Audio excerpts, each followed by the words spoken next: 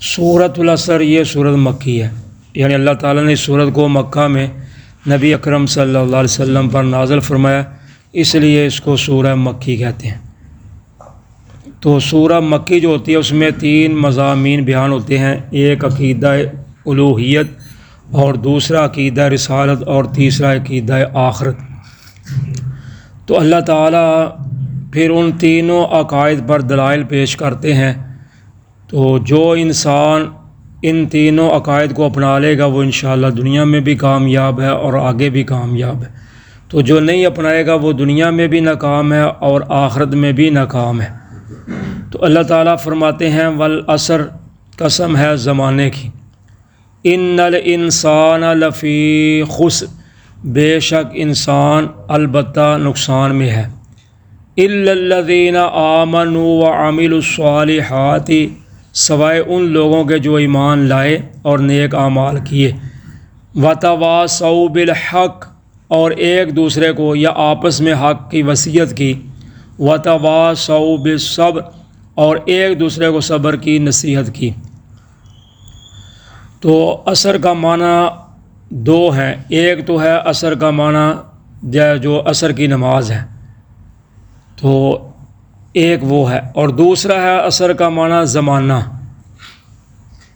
تو عصر کا جو وقت ہے وہ بہت اہمیت والا وقت ہے، چونکہ اس وقت انسانوں کی مصروفیات کا بہت زیادہ وقت ہوتا ہے، تو اس لیے اس کا اللہ نے اس وقت کی قسم اٹھائی ہے، جیسا کہ حدیث میں آتا ہے کہ نبی اکرم صلی اللہ علیہ وسلم فرماتے ہیں جس بندے کی عصر کی نماز فوت ہو گئی، چھوٹ گئی، وہ سمجھ لے کہ اس کا مال اور اس کا گھر سب کچھ تباہ ہو گیا۔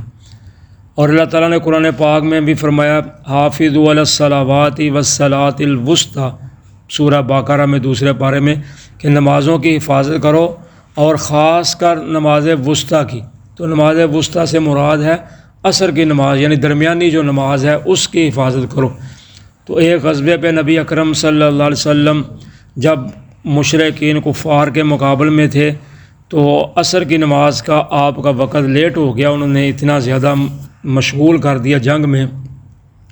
تو جب وقت گزر گیا تو آپ نے فرمایا مالا اللہ بیوتہم و قبورہم، اللہ تعالیٰ ان لوگوں کے گھروں کو اور ان لوگوں کی قبروں کو آگ سے بھر دے جنہوں نے ہمیں نماز عصر سے مشغول کر دیا۔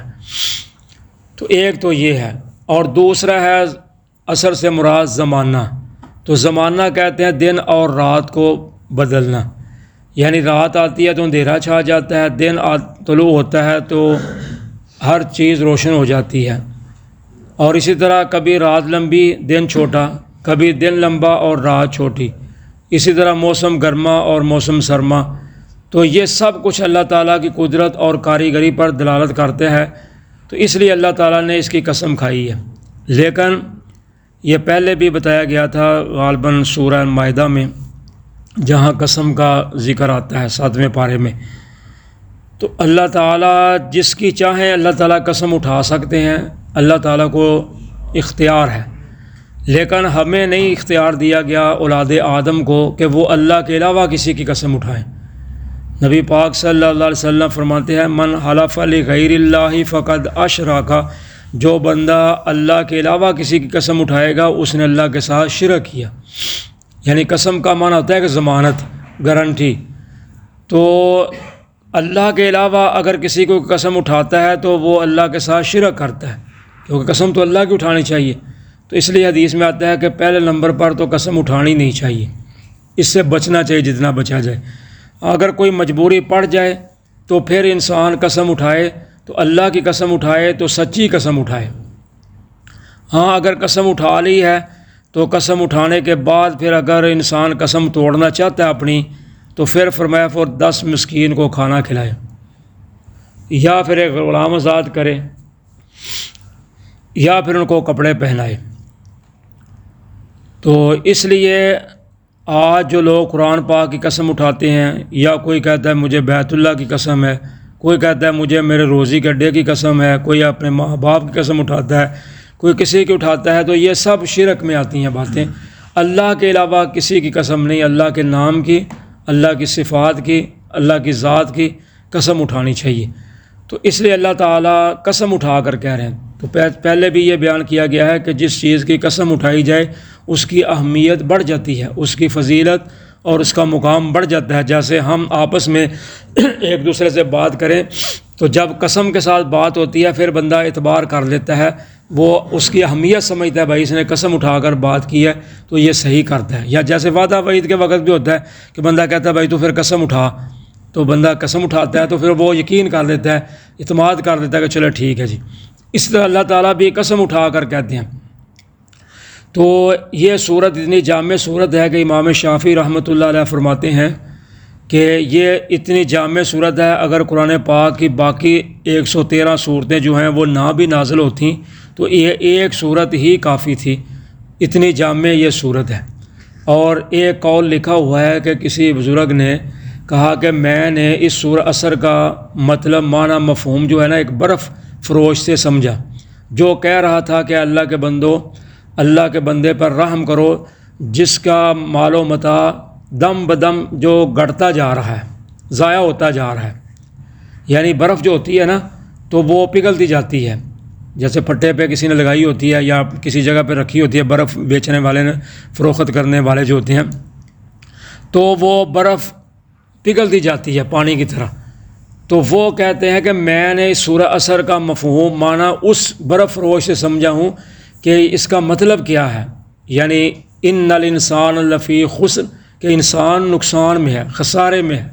جیسے برف پگھل گئی تو اس کو نقصان ہو گیا، اس کا پیسہ ضائع ہو گیا، اسی طرح انسان کی زندگی جو ہے وہ پگھلتی جا رہی ہے، گزرتی جا رہی ہے، لیکن انسان سمجھتا نہیں۔ تو اللہ تعالیٰ فرماتے ہیں انسان البتہ نقصان میں ہے۔